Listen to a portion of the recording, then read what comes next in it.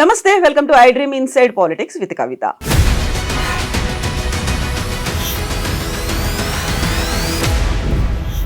BRS MLC Kavitha కొంత gap తర్వాత sudden గా మళ్ళీ తెర ముందుకొచ్చారు. రావడమే చాలా ఉధృతంగా సివియర్ యాక్టివిటీతో చాలా బిజీగా మారిపోయారు. అయితే అంతే సడన్ గా కేటీఆర్ ఎందుకు వెకేషన్ కు వెళ్ళిపోయారు, అసలు ఏం జరుగుతోంది, చాలా క్యూరియాసిటీ నెలకొల్పుతున్నటువంటి అంశం ఇది. మనతో పాటుగా ఉన్నారు పొలిటికల్ అనలిస్ట్ వి ప్రకాష్ గారు. ప్రకాష్ గారు నమస్కారం. నమస్కారం. సో ఈ ఇద్దరు పర్సన్స్ బీఆర్ఎస్ లో చాలా కీలకమైనటువంటి పర్సన్స్, ఒకే ఫ్యామిలీ, ఏం జరుగుతుంది అసలు? అంటే క్యూరియాసిటీ ఉంటుంది మీడియాకి కానీ బయట ఉన్న వాళ్ళకి కానీ. ఎందుకంటే ఇద్దరు అప్కమింగ్, అంటే వాళ్ళు నెక్స్ట్ లెవెల్కి వెళ్ళాలనుకుంటున్న నాయకులు. సరే, కవిత గారి మీద ఒక ఆరోపణ వచ్చి ఆమె కొంతకాలం జైల్లో ఉండి వచ్చింది. కేటీఆర్ ఏమో కంటిన్యూస్గా మినిస్టర్గా ఉంటూ వచ్చాడు ఈ 10 ఏళ్ళు కూడా. సో ఇద్దరు సమఉజ్జీలుగా పోటీలో నిలవాలనుకుంటున్నారు. ముఖ్యమంత్రి పదవి మీద ఇద్దరికి ఆకాంక్ష ఉంటే ఉండొచ్చు. బయటికి వాళ్ళు ఎక్స్పోజ్ అయినా కాకపోయినా కేసీఆర్ తర్వాత ఆ బాధ్యతలు తీసుకోవాలనే ఆలోచన ఇద్దరికి ఉంటే ఉండొచ్చు. ఒక ఇంటర్వ్యూలో చూశాను నేను లాంగ్ బ్యాక్, మొదటి టర్మ్లో, కేసీఆర్ గారు మొదటి టర్మ్లో ఇంటర్వ్యూ చేసిన వ్యక్తి అడిగారు కేటీఆర్ని, ఒకవేళ మీ చెల్లె నీకు ముఖ్యమంత్రి పదవికి పోటీకి వస్తే ఎట్లా స్పందిస్తావని అడిగాను. అంటే ఆమెకు ప్రయారిటీ ఇస్తాను నేను, ఆమె అడిగింది ఏది కాదనలేదు కాబట్టి ఫస్ట్ ప్రయారిటీ ఆమెకే ఉంటుంది, నేను ఆమె విషయంలో మాత్రం ఆమెకే ప్రాధాన్యత ఇస్తా, ఆమెకి ఏది అడిగినా నేను కాదనను అన్నాడు. కాబట్టి డిస్ప్యూట్ ఆయన అన్నమాట మీద నిలబడితే మాత్రం నిజంగానే కవిత గారి ముఖ్యమంత్రి కావాలనే ఆకాంక్ష ఆమెకుంటే ఆయన అడ్డుదలుగుతాడని అయితే నేను అనుకోవట్లేదు. ఒకవేళ లోపల బాధ ఉంటే ఉండొచ్చు, ఎందుకంటే ఆయన ఈ 10 ఏళ్లలో ముఖ్యమంత్రి పదవి లేకపోయినా ముఖ్యమంత్రికి తక్కువ కాకుండా పరిపాలన చేశాడు. ఆయన తన డిపార్ట్మెంట్స్లనే కాకుండా ప్రతి డిపార్ట్మెంట్లో ఆయన జోక్యం చేసుకున్నాడు. ప్రతి మినిస్టర్ మీద తనకు ఒక ఆధిపత్యం ఉండేది. వాళ్ళు వచ్చి ఆయన్నే కలిసేవాళ్ళు, ఎందుకంటే ఎక్కువసార్లు ముఖ్యమంత్రిని కలిసే అవకాశం ఉండకపోయేది. కాబట్టి ఇనాగరేషన్స్ కూడా ముఖ్యమంత్రి గారు పోవాల్సిన వాటికి ఆయనే పోయేవాడు. ఇంటర్నేషనల్ మీటింగ్స్కు ఈవెంట్స్ కూడా ముఖ్యమంత్రి గారికి పిలిపిస్తే ఆయనే పోయేవాడు. కాబట్టి ముఖ్యమంత్రి కంటే తక్కువ ఏం చేయలేదు ఆయన. ఒక డిఫాక్టో చీఫ్ మినిస్టర్ అని చెప్పొచ్చు మనం. లాస్ట్ 10 ఇయర్స్ కంటే కూడా లాస్ట్ 5 ఇయర్స్ ఇంపార్టెంట్. అయితే కవిత గారు నిజంగానే ఆ పదవిని ఆశించి ఆమె ఆ స్థాయికి రైజ్ అయితే కనుక ఈ నెక్స్ట్ 4 ఇయర్స్లో, నెక్స్ట్ వచ్చే ఎలక్షన్స్లో ఇప్పుడున్న పరిస్థితి ప్రకారం బీఆర్ఎస్దే అగ్రగామి పాత్ర. బహుశా వాళ్ళు ఈ కాలపరిమితి దాటినాక టీఆర్ఎస్గా కూడా మార్చవచ్చు బీఆర్ఎస్ను. అక్కడ ఏంటంటే ఫ్రీజ్ చేస్తారు టైటిల్స్. ఒక పార్టీ తన పార్టీని వదులుకున్నప్పుడు వెంటనే వేరే వాళ్ళకి ఇవ్వకుండా ఫ్రీజ్ చేస్తారు. 3 ఇయర్స్ ఏమో ఉంటుంది. బహుశా కొద్ది రోజులలో ఆ మార్పు జరగవచ్చు, ఎందుకంటే జాతీయ రాజకీయాల మీద కేసీఆర్ గారు ఇంట్రెస్ట్ చూపెట్టట్లేదు. చూపెడితే కనుక మనం మహారాష్ట్ర అసెంబ్లీ ఎన్నికల్లో పోటీ చేసేవాడు. కాబట్టి మళ్ళీ టీఆర్ఎస్గా అది కన్వర్ట్ అయ్యే అవకాశం ఉంటుంది. అయితే ఆ 3 ఇయర్స్ 4 ఇయర్స్ ఏదైతే ఇప్పుడు జమిలీ ఎన్నికలు అయితే కనుక 3 ఇయర్స్కి ఎలక్షన్ వస్తుంది, లేదు యథావిధిగా రావాలంటే 4 ఇయర్స్ అవుతుంది. అప్పుడు వచ్చే ఎలక్షన్స్ నాటికి కవిత గారు కనుక ఆ స్థాయికి రైజ్ కావాలంటే ఆమె చాలా చేయాల్సి ఉంటుంది. ఐజ్ ఆన్ టుడే ఉన్న పరిస్థితుల్లో ఆమె ముఖ్యమంత్రి అంటే, అయితే కవిత గారికి కనుక నా పోటీలో ఉండాలి, లేదంటే ఆ పదవి నాకు కావాలి అనుకుంటే ఆమె డెఫినెట్గా ఉండొచ్చు, ఎవరికైనా ఉండొచ్చు. ఆ కుటుంబంలోని వాళ్ళకే కాదు, బయట ఉన్న వాళ్ళకు కూడా ఉండొచ్చు. ఇప్పుడు ఎవరికి ఉండదమ్మా ముఖ్యమంత్రి అవకాశం వస్తుంది అనుకుంటే మెయిన్ స్ట్రీమ్ పాలిటిక్స్లో ఉన్న ప్రతి ఒక్కరికి కూడా ఆ కోరిక ఉంటుంది. ఇప్పుడు రేవంత్ రెడ్డి ముఖ్యమంత్రి అయినప్పుడు మేమెందుకు కాకూడదని చెప్పి కాంగ్రెస్లోనే 4-5 తయారయ్యారు. ఇప్పుడు సీనియర్స్ కావచ్చు, జూనియర్స్ కావచ్చు, జగ్గారెడ్డి దగ్గర నుంచి ఉత్తమ్ కుమార్ రెడ్డి దాకా అందరికీ ఆ కోరిక ఉంది. టీఆర్ఎస్లో ఉండడంలో ఆశ్చర్యం లేదు. కాకపోతే టీఆర్ఎస్ ఉన్నంతకాలం ఆ కుటుంబం తప్ప బయట వాళ్ళకు ముఖ్యమంత్రి అయ్యే అవకాశం ఉండదు. కాబట్టి బయట వాళ్ళకు ఆ స్వప్నాలు ఏమి ఉండవు. అందులో ఉన్న వాళ్ళకు ఉంటే హరీష్ రావు గారికి ఉంటుంది, కేటీఆర్కి ఉంటుంది, కవితకు ఉంటుంది, ఇంకా సంతోష్ కూడా ఉండొచ్చు. ఆ కుటుంబం వరకే అది. ఎందుకంటే ప్రాంతీయ పార్టీ అన్నప్పుడు అది కుటుంబ పార్టీగానే ఉంటుంది. మనకి ఇష్టం ఉన్నా లేకున్నా, ఎవరు అన్నా కాదన్నా కుటుంబం యొక్క ఆధిపత్యం అనేది ఉంటుంది. అందులో ముఖ్యమంత్రి స్థానం అనేది ఖచ్చితంగా వాళ్ళు డిసైడ్ చేయాల్సిందే. అందరికంటే ఒక కేసీఆర్ గారి చేతిలోనే ఉంటుంది ఆ పదవి. తను ఉంచుకోవాలన్నా ఎవరికన్నా ఇవ్వాలన్నా తన తని అయితే 2 సార్లు టీఆర్ఎస్ పార్టీ ప్రభుత్వంలోకి వచ్చిన తర్వాత సెకండ్ టర్మ్ చాలా సివియర్గా వినిపించింది. నెక్స్ట్ సీఎం కేటీఆర్ అనేది అది మంత్రివర్గం నుంచి స్టార్ట్ అయింది. ఎమ్మెల్యేలు, ఎంపీలు, మంత్రులు అందరూ పదే పదే అదే మాట చెప్తూ వచ్చినప్పటికీ చివరిలో మా ముఖ్యమంత్రి కేసీఆర్ఏ అనే మాట ఇప్పుడు కూడా మళ్ళీ పదే పదే చెప్తున్నప్పుడు వచ్చే ఎన్నికల్లో కేసీఆర్ఏ ముఖ్యమంత్రి కాబోతున్నారని కేటీఆర్ కూడా చెప్తున్నప్పుడు ఎందుకని మళ్ళీ సడన్ గా ఈ పేర్లు అంటే పాపపోతున్నాయి? ఆమె నేనైతే ఇప్పుడు అనుకుంటున్నది ఏంటంటే ముఖ్యమంత్రి కావాలనే ఆకాంక్షతోనో ఆ లక్ష్యం కోసమో ఇప్పుడు ఆమె బయటికి రావడం కానీ కార్యక్రమాలు చేయడం కానీ లేదు. ఉమ్, ఆమె ఏంటంటే జైలు పోయే ముందు బీసీల ఒక ఎజెండా తీసుకొని పనిచేస్తూ ఉండే. ఉమ్, దాదాపు చాలా మీటింగ్స్ పెట్టింది. నేనే ఒక 3 మీటింగ్స్ అటెండ్ అయ్యాను. ఆమె ఏంటంటే జ్యోతిబా పూలే విగ్రహం ఉండాలి అనేది ఆ విగ్రహం పెట్టే లక్ష్యంతోనే ఆమె బీసీలు అందరినీ ఒకటి చేశారు. దాదాపుగా ఒక 50-60 కులాల వాళ్ళు ఆ మీటింగ్స్లలో పార్టిసిపేట్ చేశారు. అంటే టీఆర్ఎస్ పార్టీ వాళ్ళే కాదు, ఉమ్, కుల సంఘాల నాయకులు. కవిత గారికి లోపల ఆకాంక్ష ఉంటే ఉండొచ్చు, ఉమ్, కానీ ఆమె ఇప్పుడు తీసుకున్న ఎజెండా బీసీలది. ఆమె బయటికి రావడమే. ఇప్పుడు జైలు నుంచి వచ్చాక ఒక 3 నెలలు విశ్రాంతి తీసుకొని ఆరోగ్యం కూడా కొంత కుదుటపడ్డ తర్వాత మళ్ళీ ఆమె మెయిన్ స్ట్రీమ్లోకి రావడానికి ఎంచుకున్న అస్త్రం ఏదైతే ఉన్నదో బీసీల లోకల్ బాడీస్ ఇప్పుడు ఎలక్షన్ వస్తున్నాయి కాబట్టి ఆ రిజర్వేషన్స్ అనేది ఆమె తీసుకున్నది. అయితే నేను ఆమెను అప్రిషియేట్ చేస్తా. నేను మా బీసీ సోదరులందరికీ కూడా మీ ద్వారా నేను చెప్తున్నది కూడా ఏంటంటే బీసీల ఎజెండాను కవిత తీసుకోవడం అనేది దాన్ని తప్పు పట్టాల్సిన అవసరం లేదు. ఇక్కడ నేను చాలాసార్లు మీడియాలో దాదాపు 10 ఏళ్ళ నుంచి చెప్తున్నా, సూర్యుడిని చూపెడితే వేలును చూడొద్దు అని చెప్తున్నాను నేను. అవును. సూర్యుడు ఏంటంటే ఇష్యూ, ఒక ఇష్యూ మీద ఎవరు కలిసి వచ్చినా కలుపుకోపోవాలి. ఇంకా ఇక్కడ ఏంటంటే బీసీలలో ఉన్న అనైక్యత, ఇది స్వాతంత్రం వచ్చిన కాదు చూస్తూనే ఉన్నాం. ఏ కులంలో కూడా ఐక్యత లేదు. ఉమ్, నేను ఒక బీసీ బిడ్డగా చెప్తున్నా.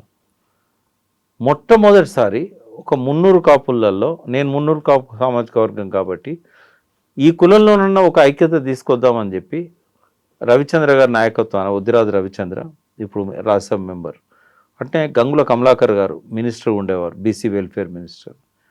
తర్వాత విఠల్ బీజేపీలో ఉన్నాడు, టీఎస్పీఎస్సీ ఫస్ట్ మెంబర్. ఇంకా కొంతమంది రౌత్ కనకయ్య గారు అని చెప్పి గ్రూప్ 1 ఆఫీసర్ ఉండి తర్వాత మంత్రి నియోజకవర్గం నుంచి టీఆర్ఎస్ అభ్యర్థిగా పోటీ చేశాడు.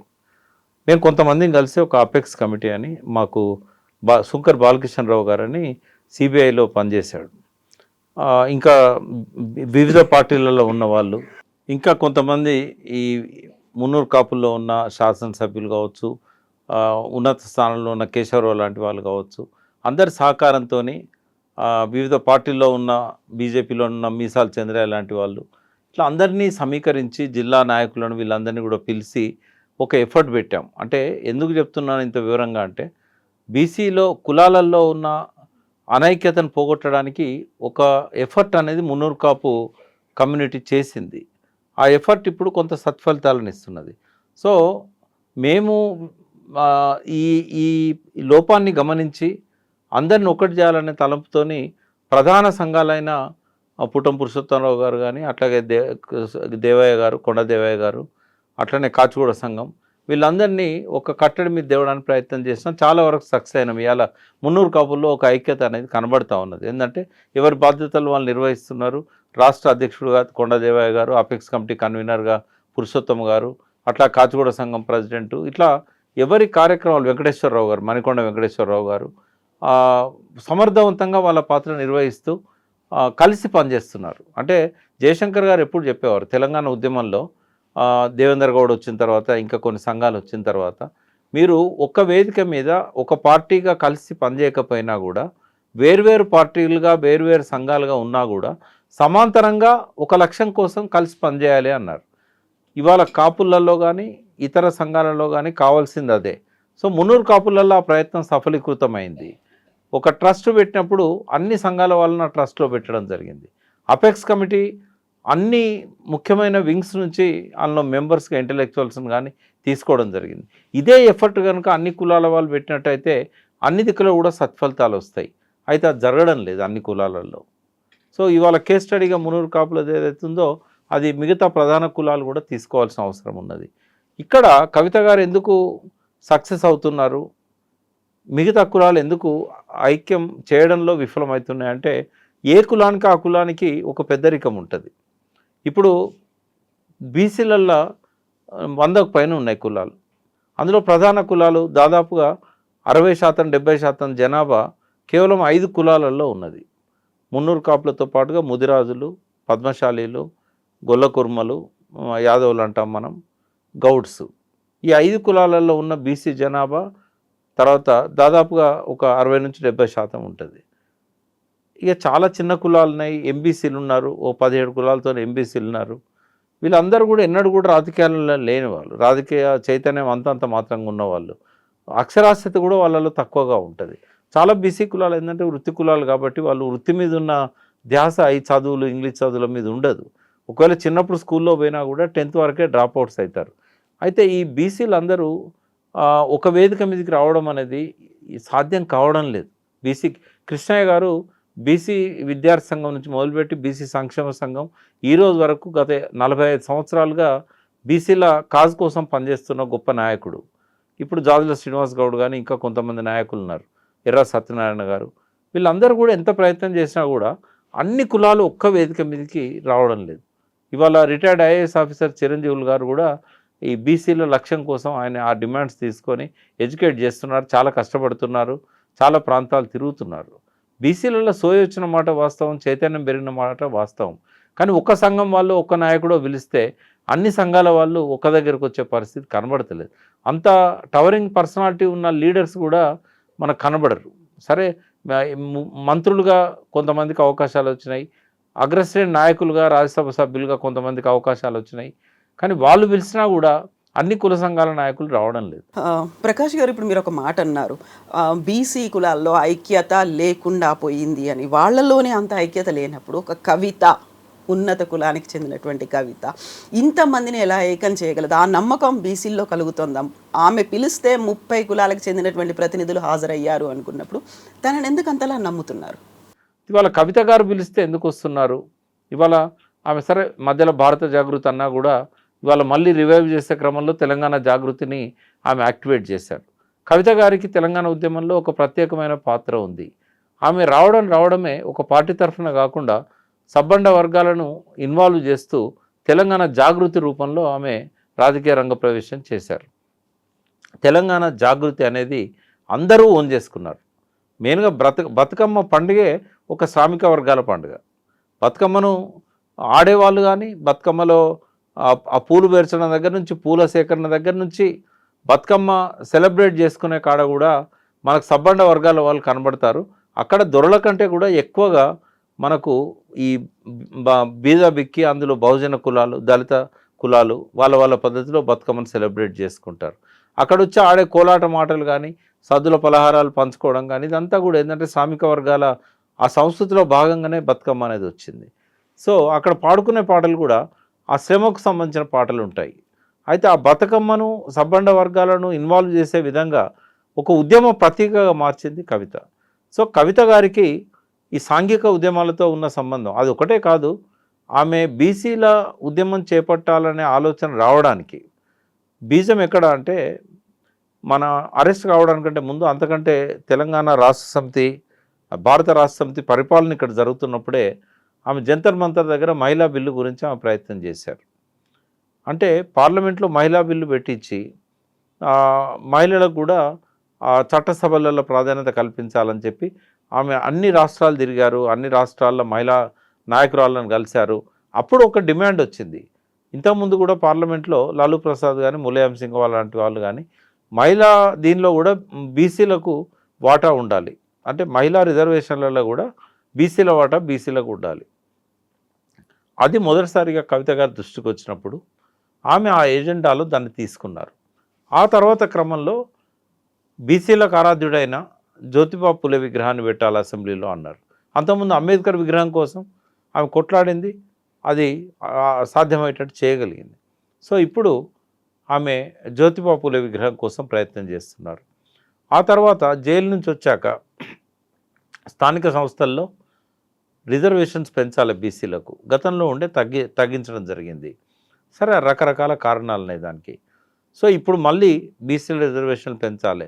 ఈ కులగణన ఏదైతే జరుగుతున్నదో సామాజిక ఆర్థిక సర్వే, ఆ సర్వేలో భాగంగా ఈ సామాజిక ఆర్థిక సర్వే ఏదైతే జరుగుతున్నదో రేవంత్ రెడ్డి ప్రభుత్వం మొదలుపెట్టిందో, ఈ సర్వే ఆషామాషిగా జరగకూడదు, ఆధారబాధరగా జరపకూడదు. మనకు దాన్ని ఆర్డర్ ఇచ్చినప్పుడే వాళ్ళకి 1 మంత్ టైంలో రిపోర్ట్ ఇవ్వమని అన్నారు. ఎట్లా సాధ్యమవుతుంది అది? ఇప్పటివరకు సర్వేనే కనీసం 50% కాలేదు. అది ఎప్పుడు వాళ్ళు సర్వే రిపోర్ట్ ఇవ్వాలి, ఎప్పుడు దాన్ని అనలైజ్ చేయాలి, 4 లక్షల ఫారాలు అనలైజ్ చేయాలంటే అది చాలా సమయం పడుతుంది. పోనీ ఇంటికి ఒక్కటి తీసుకున్నా కూడా దాదాపుగా 1,10,00,000 కుటుంబాలు తెలంగాణలో ఉన్నాయి. ఇప్పటివరకు 50% కూడా కాలేదు. ఇప్పుడు ఆల్రెడీ డేటు అయిపోయింది. మా వెంకటేశ్వరరావు గారు ఎవరైతే రిటైర్డ్ ఐఏఎస్ ఉన్నారో వారిని డెడికేటెడ్ కమిషన్ అని పెట్టి ఈ సామాజిక ఆర్థిక సర్వే రిపోర్ట్ నివేదిక ఇవ్వాలని పెట్టారు ఆ కమిషన్కి. మొన్న కవిత గారితో కలిసి బీసీల తరఫున ఒక నివేదిక ఇవ్వడం జరిగింది, ఒక మెమొరాండం ఇవ్వడం జరిగింది. అప్పుడు మేము స్పష్టంగా చెప్పాం, సార్ మీ టర్మును ఎక్స్టెండ్ చేయరు, ఏదో ప్రజల నుంచి ఆ డిమాండ్ వచ్చింది. జాగృతి లాంటి, కవిత లాంటి వాళ్ళు, బీసీ కులాల వాళ్ళు చాలా కాలం నుంచి డిమాండ్ చేస్తున్నారు కాబట్టి, కేంద్ర ప్రభుత్వం కులగణనకు ఒప్పుకోలేదు కాబట్టి ఏదో మొక్కుబడిగా రేవంత్ రెడ్డి గారు జరపాలనుకుంటున్నారు తప్ప చిత్తశుద్ధితో జరుపుతున్నట్టు కాదు ఇది. అందులో పెట్టాల్సిన అంశాలు కూడా చాలా మిస్ అవుతున్నాయి. సరే ఇంటలెక్చువల్స్ కొంతమంది ప్రొఫెసర్స్ కలిసి చాలా అద్భుతంగా అది సామాజిక ఆర్థిక సర్వే క్వశ్చనర్ తయారు చేశారు, కానీ ఇంకా చాలా పెట్టాల్సినవి ఉండే అందులో ఎంబీసీలకు సంబంధించి కానీ ఇతరత్ర కానీ ఒమిషన్స్ ఉన్నాయి. మీరు నివేదిక ఇచ్చేటప్పుడైనా కనీసం ఇవన్నీ దృష్టిలో పెట్టుకోండి అని చెప్పి వారిని రిక్వెస్ట్ చేయడం జరిగింది. కానీ వారికి కూడా అవసరమైన టైం ఇవ్వకపోయినట్టయితే, సర్వే కూడా మొక్కుబడిగా చేసినట్టయితే, కనీసం సర్వేకి పోయిన వాళ్ళు ఆ కులాల గురించి వాళ్ళకి అవగాహన ఉండదు, వాళ్ళకి కనీసం ట్రైనింగ్ ఇవ్వలేదు. ఇప్పుడు మున్నూరు కాపులలోనే చాలా రకాల ఉపకులాలు ఉన్నాయి, హజారీస్ అంటారు, ఎల్లాపులు అంటారు, ఇట్లాంటివి చాలా ఉన్నాయి. అట్లా రకరకాలుగా వేరువేరు కులాలలో వాళ్ళకి సపరేట్ నంబర్ కూడా ఇచ్చారు. ఈ బీసీ ఏ గ్రూప్లో ఎల్లాపులు ఉంటారు, బీసీ డి గ్రూప్లో మున్నూరు కాపులు ఉంటారు. వాళ్ళు ఏది చెప్తారు, కాపులు అని అంటే కాపుల మూడాటి కాపులు ఉంటారు, గుడాటి కాపులు ఉంటారు, ఆంధ్ర కాపులు ఉంటారు. ఒక అవగాహన లేని వాళ్ళను సర్వేకి పంపిస్తున్నారు. సో ఇటువంటి అన్నీ కూడా లోపాలను సవరించుకోవాలి. మీరు రిపోర్ట్ రాసేటప్పుడు చాలా జాగ్రత్తగా సిఫార్సులు చేయండి అని చెప్పి కవిత గారు వెంకటేశ్వరరావు గారిని రిక్వెస్ట్ చేయడం జరిగింది. వారు కూడా సానుకూలంగా స్పందించారు. అంటే ఇది ఆషామాషిగా నడుస్తున్న వ్యవహారం లాగానే ఉంది తప్ప రేవంత్ రెడ్డి ప్రభుత్వం ఇచ్చిన ఇన్స్ట్రక్షన్లు చూసినట్టయితే నెల రోజుల్లో నివేదిక ఇవ్వడం సాధ్యం కాదు. నెల రోజుల తర్వాత ఇమీడియట్గా ఎలక్షన్స్ పెట్టాలని ఒక నిర్ణయం తీసుకున్నారు. జనవరిలోనే ఎలక్షన్స్ కోసం నోటిఫికేషన్స్ ఇష్యూ అయ్యే అవకాశం ఉంది. అంటే బీసీల వాయిస్ ఎంత వచ్చినా ఏమాత్రం పట్టించుకోవడం లేదు ప్రభుత్వం. సో కవిత లాంటి అంటే ఆమెకున్న ఇమేజ్ ఏంటంటే తెలంగాణలో తను పిలిస్తే ఎవరైనా వస్తారు. సో నేను మొన్న ప్రత్యక్షంగా చూశాను, వాళ్ళ ఇంటికి పోయినప్పుడు ఆ హాల్లో గ్యాదర్ అయిన కమ్యూనిటీస్ చూస్తే దాదాపు 30-35 కులాల ప్రతినిధులు ఆ చిన్న హాల్లోనే మనకు కనబడ్డారు. అంటే రాజకీయాలకు అతీతంగా కుల సంఘాల నాయకులను ఇన్వాల్వ్ చేయడం అనేది ఆమె చేస్తున్న ఒక గొప్ప పని. అది బీసీ నాయకులతో సాధ్యం కానిది, ఇప్పటివరకు కాలేదు కూడా. కాబట్టి ఆమె చేస్తున్న ఉద్యమానికి అది కృష్ణయ్య గారు కానీ, శ్రీనివాస్ గౌడ్ గారు కానీ, మేం కానీ, ప్రతి కులం కూడా ఆమె ఇచ్చిన ఆ ఇనిషియేషన్ని ముందుకు తీసుకెళ్లాల్సిన బాధ్యత మా అందరి మీద ఉంటుంది. అంటే ఆమె బీసీలను ఆర్గనైజ్ చేసినంత మాత్రాన ఆమె బీసీ లీడర్ కాకపోయినా కూడా ఒక ఇష్యూ బేస్డ్ స్ట్రగుల్ చేస్తున్నప్పుడు ఎవరినైనా మనం కలుపుకపోవాలి, ఎవరి నాయకత్వం వహించినా మన ఫోకస్ ఇష్యూ మీద ఉండాలి, ఆ వ్యక్తి మీద కాదు. నాయకులు ఏం చేస్తారంటే ప్రజలను సంఘటితం చేయడానికి, ముందుకు నడిపించడానికి ఒక ప్రయత్నం చేస్తారు. ఇవాళ బీసీ ఉద్యమాన్ని ఆమె భుజాల మీద వేసుకున్నా కూడా ఆమె బీసీ నాయకురాలు అనరు, ఆ క్రెడిట్ బీసీ ఉద్యమానికి వస్తుంది. కాబట్టి ఎవరు కూడా ఆ కారణంతో కవితను పక్క పెట్టడం కానీ, ఆమె మీద విమర్శలు చేయడం కానీ తగదు. మనం ఉపయోగించుకోవాలి ఆమె నాయకత్వ లక్షణాలను, దానివల్ల కలిసి వస్తున్న ఈ సంఘాలను, ఈ ఉద్యమాన్ని ఇష్యూ బేస్డ్ స్ట్రగుల్గా చూడాలి తప్ప ఇదేదో ఆమె బీసీ నాయకత్వాన్ని హైజాక్ చేయడానికి ఏదో ప్రయత్నం చేస్తున్నదనో, లేకుంటే మనం చాతగాని వాళ్ళమా, మనం చేసుకోలేమా అంటే వాస్తవ పరిస్థితిని గమనించి ఆమెకు మద్దతు ఇవ్వాలని నేను కోరుతున్నా. నన్ను విమర్శిస్తే విమర్శించవచ్చు, బట్ మనకు చేత కాదు అన్న వాళ్ళని కూడా నేను ఒకటి అడుగుతున్నా, మనకు చేతనైతే ఎందుకు అన్ని కులాలను ఒక ఎజెండా మీద తీసుకురాలేకపోతున్నాం? కాబట్టి చేసే వాళ్ళని చేయనిద్దాం. వాయిస్ లేని బీసీలకు ఒక వాయిస్ ఇస్తున్న వాళ్ళు ఏ కులం వాళ్ళైనా కూడా వాళ్ళని కులం తరఫున చూడకూడదు. ఇవాళ తెలంగాణ ఉద్యమంలో ముఖ్య పాత్ర వహించిన వాళ్ళని ఎవరిని కూడా కులం పేరుతో చూడాల్సిన అవసరం లేదు. ఎందుకంటే కులం అనేది ఉంటుంది, కులం అనేది రియాలిటీ. కులంలో ఐక్యత కావాలి, కులంలో ఎడ్యుకేషన్ కావాలి. ఆ కులం వాళ్ళ హక్కుల కోసం పోరాడేటప్పుడు ఆ కుల సభ్యులందరూ కూడా ముందుండాలి. కానీ ఒక ఇష్యూ తీసుకున్నప్పుడు, బీసీలు అందరికి సంబంధించిన ఇష్యూ తీసుకున్నప్పుడు ఏ కులం వాళ్ళు వచ్చి మద్దతు ఇచ్చినా కూడా మనం దాన్ని తీసుకోవాలి తప్ప రిఫ్యూజ్ చేయాల్సిన అవసరం లేదు. విమర్శలు ఉంటూనే ఉంటాయి, కానీ సమస్య పరిష్కారం అనేది ఇంపార్టెంట్ అనే విషయాన్ని బీసీలు గమనించాలి. ఇవాళ భారత జాగృతిని మళ్ళీ తెలంగాణ జాగృతిగా మలచాలనే అందరూ కోరుతున్నారు. వాస్తవంగా ఇంతకుముందు తెలంగాణ జాగృతి పేరు మీద ఉన్నది కాబట్టి ప్రజలల్లో అదే గుర్తింపు ఉన్నది. మధ్యలో భారత జాగృతి అని పెట్టినా ఎవరి మీద పట్టించుకోలే. భారత జాగృతి పెట్టిన తర్వాత ఒక మహిళా బిల్లుకు సంబంధించిన అంశం తప్ప ఇతర అంశాలు ఏమీ తీసుకున్నట్టు కనబడదు. బట్ ఇప్పుడు ఏంటంటే తెలంగాణ జాగృతి యొక్క అవసరం 2007లో బతుకమ్మను ఒక ప్రతీక, ఉద్యమ ప్రతీకగా మలిచినప్పుడు ఎంత అవసరం ఉందో ఇవాళ తెలంగాణ జాగృతి పేరుతోని తెలంగాణలో సామాజిక అంశాలను, ప్రజల సమస్యలను తీసుకొని వాళ్ళని ఎడ్యుకేట్ చేస్తూ ప్రభుత్వం మెడలు వంచే విధంగా ప్రజలను సమీకరించాల్సిన అవసరం ఉన్నది. రాజకీయ పార్టీలకు ఉండే లక్ష్యాలు వేరు, జాగృతి లాంటి సంస్థకు ఉండాల్సిన లక్ష్యాలు వేరు. నేను కవిత గారిని కూడా రిక్వెస్ట్ చేసింది ఏంటంటే, మీరు ఈ రాజకీయ పోరాటాలలో కంటే కూడా ఈ సామాజిక సమస్యల మీద మీరు పోరాటం చేసినట్టయితే ప్రజలు మిమ్మల్ని నెత్తికెత్తుకుంటారు, భుజాల మీద మోస్తారు.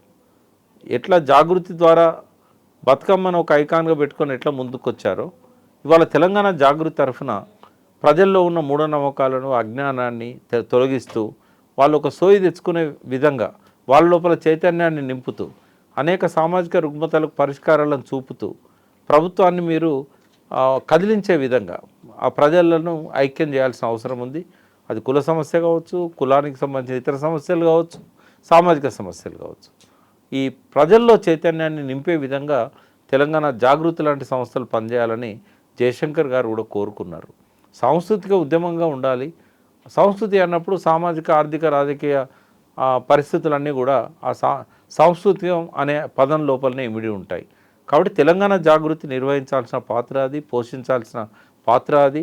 కేవలం తెలంగాణ జాగృతి తరఫున కార్యక్రమాలు చేస్తూ ముందుకొచ్చినంత మాత్రాన ఆమె ఏదో ముఖ్యమంత్రి పోటీలో ఉన్నదని అనుకోవాల్సిన అవసరం లేదు. ఒక రాజకీయ నాయకురాలు కానీ, రాజకీయ నాయకుడు కానీ వాళ్ళ అల్టిమేట్ లక్ష్యం అదే ఉండొచ్చు. కానీ ఒక ఇష్యూ తీసుకొని పనిచేసినప్పుడు ఆ కారణం చూపెట్టి పక్కకు పెట్టాల్సిన అవసరం లేదనేది నేను అనుకుంటున్నాను. సో ఇక్కడ ప్రధానంగా వినిపించేది, గతంలో తెలంగాణ జాగృతి కాస్త భారత జాగృతిగా మారినట్టుగా కవితనే ఢిల్లీ వేదికగా అనౌన్స్ చేశారు. ఇప్పుడు జరుగుతున్నటువంటి మీటింగ్లన్నీ, ఇంట్లో జరుగుతున్న మీటింగ్లలో తెలంగాణ జాగృతి అనేది స్పష్టంగా కనిపిస్తుంది. అలా ఆ కండువాలే వేసుకుంటున్నారు, ప్రెస్ నోట్లు కూడా తెలంగాణ జాగృతి అనే వినిపిస్తుంది. సో అక్కడ మారినట్టుగానే మీరు ఇంతకుముందు మాట చెప్పారు, టీఆర్ఎస్ బీఆర్ఎస్ అయింది, బీఆర్ఎస్ కాస్త మళ్ళీ టీఆర్ఎస్. సో దానికి సంబంధించినటువంటి డెసిషన్ ఏమైనా తీసుకున్నారా? అంటే ఇంటర్నల్గా తీసుకున్నట్టే. ఎందుకంటే బీఆర్ఎస్ని టీఆర్ఎస్గా మార్చాలంటే ఎలక్షన్ కమిషన్ అనుమతించాలి. అక్కడ ఫ్రీజింగ్ చేశారు కాబట్టి ఒక 3 సంవత్సరాల దాకా అవకాశం లేదు. ఇప్పుడు ఆ 3 సంవత్సరాలు అయిపోయిన వెంటనే మళ్ళీ వీళ్ళ అప్లికేషన్ ఏదైతే ఇప్పుడు పెండింగ్ ఉంది, ఇప్పటికే పెట్టుకున్నారు. నేను అనుకునేది వినోద్ గారు ఆ పనిలో ఉంటుంది. ఆయనే అన్నాడు నాతో, కొద్దిగా ఫ్రీజింగ్ టైం ఉంటే తర్వాత మారుస్తారు. మెంటల్గా శ్రేణులన్నీ కూడా ప్రిపేర్ అయినాయి. కేసీఆర్ గారు కూడా ఆ ఫీడ్బ్యాక్ కూడా కేసీఆర్ గారు చేరింది. ఎందుకంటే కేటీఆర్ గారు, హరీష్ రావు గారు జిల్లాల వారి సమీక్షలు చేసినప్పుడు అది యునానిమస్గా వచ్చిన డిమాండ్ అది. అయితే నేనే అప్పుడు అపోజ్ చేశాను. ఎందుకంటే దేశవ్యాప్తంగా ఈ పార్టీ ఎదగాలని కేసీఆర్ కోరుకున్నారు. కాబట్టి తాత్కాలికంగా వచ్చిన ఈ ఓటమికి తన లక్ష్యాన్ని వదులుకోవాల్సిన అవసరం లేదు. తెలంగాణ మీద ప్రత్యేకమైన దృష్టి పెడుతూనే ఈ భారతదేశ వ్యాప్తంగా ఈ పార్టీని జాతీయ పార్టీగా బలోపేతం చేయాలి. తెలంగాణలో ఓటమి వచ్చినంత మాత్రాన మహారాష్ట్ర ఎన్నికల్లో పోటీ చేయొద్దని ఎందుకు అనుకోవాలి? ఈ విషయాలన్నీ నేనే చెప్పాను. బట్ నేను అనుకున్న పద్ధతిలో కేసీఆర్ గారు స్పందించలేదు, దాన్ని పక్కకు పెట్టారు. కాబట్టి తెలంగాణ జాగృతి ఎట్లయితే అవుతుందో దానికి ఎవరు పర్మిషన్ అక్కర్లేదు. కవిత గారు రిజిస్ట్రేషన్ రద్దు చేయలే కదా, కానీ కేసీఆర్ గారు రిజిస్ట్రేషన్ రద్దు చేశారు. కాబట్టి తెలంగాణ రాష్ట్ర సమితి అవుతుంది. నాకు తెలిసి లోకల్ బాడీస్ ఎలక్షన్స్ అయిన తర్వాత నెక్స్ట్ వచ్చే ఏ ఉప ఎన్నికలైనా టీఆర్ఎస్ తరఫునే పోటీ చేయాల్సి వస్తుంది. గుర్తు అదే ఉన్నది, పేరు కూడా అదే అవుతుంది. కండువాలన్నీ మారిపోతాయి, జెండాలన్నీ మారిపోతాయి. ఈ జాగృతికి అయితే ఏ పర్మిషన్లు అక్కర్లేదు కాబట్టి ఆమె తెలంగాణ జాగృతి పేరుతోనే ప్రజల మనసుల్లో అది ఒక ముద్ర ఉంది కాబట్టి అది డిసిషన్ మనసులల్లో అందరికీ ఎప్పుడో అయిపోయింది. మనకిప్పుడు కండువాలలో కావాలంతే. యా సో కార్యాచరణ కూడా కార్యాచరణ యా అంటే ఆమె మళ్ళీ బ్యాక్ టు 2007 అమ్మ. కవిత గారితో నేను 2 సార్లు కలిశాను. ఆమె మళ్ళీ బ్యాక్ టు 2007కి వెళ్ళిపోతున్నది. సామాజిక సమస్యల మీద పనిచేయాలనే లక్ష్యం కోసమే ఉన్నది తప్ప ఈ రిజర్వేషన్స్ అయిపోయిన తర్వాత బీసీలది మళ్ళీ జ్యోతిబా పూలే విగ్రహం అది పెట్టడము, ఇంకా ఇతర సమస్యలు బీసీలకు చాలా ఉన్నాయి. వృత్తుల ఆధునీకరణ కావచ్చు, ఇట్లాంటివన్నీ ఆమె తీసుకునే అవకాశం ఉంది. అంటే కేవలం బీసీల కోసమే కాకుండా సామాజిక సమస్యల్లో భాగంగా బీసీల సమస్య తీసుకుంటుంది. ఆమె లోపల డైనమిజాన్ని నేను చూశాను. ఆమె ఖర్చు పెట్టుకోగలుగుతుంది, అందరితో మంచిగా మాట్లాడుతుంది, ప్రతి ఒక్క కార్యకర్తను కూడా పిలిచి మాట్లాడుతుంది. ఆమెకు అవేం లేవు, ఇతరులకున్న అహంభావాలు అహంకారాలు ఇట్లాంటివి ఏం కనబడవు. ఆమె ప్రతి ఒక్కరితో ప్రేమగా మాట్లాడుతుంది. లీడర్షిప్ లక్షణాలు ఉన్నాయి. తను ఒక్కతిగా నిలబడి పోరాడగలుగుతాననే ఒక ఆత్మవిశ్వాసం ఆమె లోపల ఉన్నది. తర్వాత ఇంటలెక్చువల్స్ను కూడా ఆమె సమీకరించుకోగలుగుతుంది, థింక్ ట్యాంక్ లాంటి వాళ్ళను. కాబట్టి ఆమె సక్సెస్ అవుతుందని నేను అనుకుంటున్నాను. ఎస్ ప్రకాష్ గారు, థ్యాంక్ యూ సో మచ్ అండి. Thank you.